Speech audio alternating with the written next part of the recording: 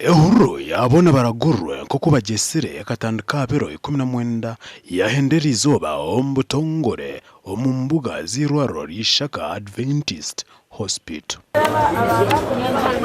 Zira yaranga insobe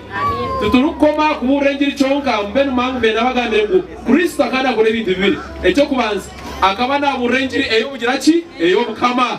kandi arenga hariye cyo atambira n'abantu babiri bashasha kandi nicyo cyo turukora so mw'abantu muri kwija hanuya buzima ruhangeje gashitebe kanisa kandi tugendera umbigerebye okugira ngo abantu batunge bintu bibiri engere yo bukama abone kuragurwa amagira ki amagara ihureje ebembiremo abebemezi b'Ishaka Adventist Hospital bagwatanise na government ya Uganda n'abahango ombikwa n'ibimagara kuruga USA.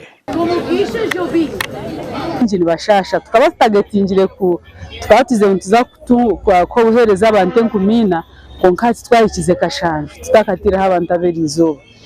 ikiri kumanyisa ngo abantu barwire bariyo ko mu communities barwire ni bashasha konkati bineseti zo kubareto mu irware kandi endwara nyinge z'abashaho bastinga kureba endwara za UTIs endwara nka shukari nka pressure abantu bitu buzimo mbyaro kwe ni bashasha kunkabwo kutabona sente abo kutagira sente no buhereza kubani bo bundi burukusera ushanga batija nabwo eco abantu bitu bahwerwa munonga ngo ko kubarana binje abarwira binji bine uburwiro bwa ulcers kandi turebere n'indwara za pressure turebere indwara za shukari tuwetineho abamino babaragurira kandi tuwetineho ezaba abatakurage omumatu omuyindu abine indwara zikwatire nezo ningashe aba ear nose and throat conditions nabo babaragurire kandi zitabiro surgeries bona babinendwa ananka ibizimba za hania abakuyamwe kurugamu za nyinenda kabacyara bine complications umunye za nyinenda nabo bakozerwaho kurungi munonga. The tests that we've had that come back, my most important message I could give you is to practice safe sex, so using protection if you're going to have intercourse. We've seen a lot of STDs, so sexually transmitted diseases that have been in the community. So if you want to practice safe sex, and then if you had sexual intercourse and are having symptoms or have not been tested, to get tested, because treatment can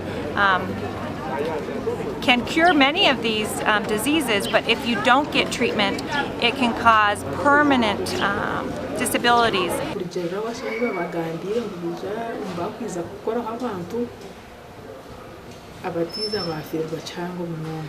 Government ya Uganda abatebekanza bayinjana nayo okugisima abwo kuta PHC funding kandi zisetezi ezerutwa zituyamba ku kabacara abenda for immunization kuko mbyaro abantu tukabaho buhereza bukabahikahiye ihureje okuja bebembezi b'Ishaka Adventist Hospital ne konja kwika okwe ombyaro abukuba bashanga abantu nibakenda obwezi bitu batakayikire wawe ni warobabuze ubakiereza abantu bamwe bateza ngo kurya gene nkoko nenyama konke ebihingwa plant based nibani bireta amagara munonga ezindi ndware ziturebire n'indware zirimo nko kuta nabaje kashango burofa ngeno ezo tukabe tutisa umutima abantu ngo wabo byomuka yeyonje naho rukuza ko yambere mu toilet n'umucoronyi orengo habonire indware zimwe tureke kutuma twazirwara real Our TV West disenyomo Gideon.